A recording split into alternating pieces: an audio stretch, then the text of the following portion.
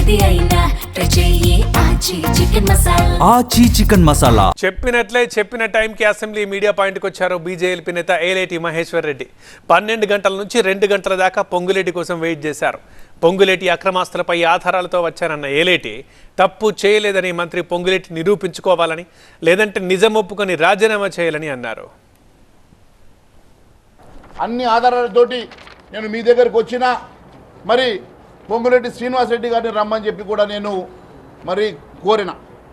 ఈరోజు నేను నాతో పాటు శాసన మండలి ఫ్లోర్ లీడర్ అయినటువంటి ఏవిఎన్ రెడ్డి గారు, అదే మాదిరిగా శాసనసభ్యులు రామారావు పటేల్ గారు, శాసన మండలి సభ్యులు కొమరయ్య గారు, మేమందరం వచ్చి ఆధారాలతో వచ్చి ఇక్కడ కూర్చున్నాం.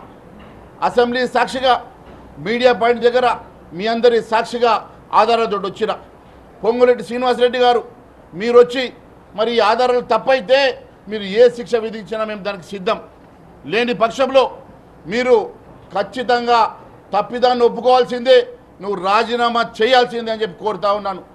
నీ ఆస్తుల చిట్టా, నువ్వు చేసినటువంటి అవినీతి చిట్టా, నువ్వు చేసినటువంటి భూ బదలాయింపుల చిట్టా మా వద్ద ఉన్నది. భారతీయ జనతా పార్టీ ఎట్టి పరిస్థితుల్లో పేద ప్రజలకు అన్యాయం జరిగితే ఊరుకునే సమస్య లేదు. ఇక 22A మీద కోమటిరెడ్డి వెంకటరెడ్డి వర్షన్ మరోలా ఉందన్నారు ఏలేటి మహేశ్వర్ రెడ్డి. దీని వెనుక పెద్ద కుట్ర ఉందని కోమటిరెడ్డి చెబుతున్నారన్నారు. వీటికి సీఎం రేవంతే సమాధానం చెప్పాలన్నారు. నిజాలు బయటపడేదాకా బీజేపీ పోరాటం ఆగదన్నారు ఏలేటి.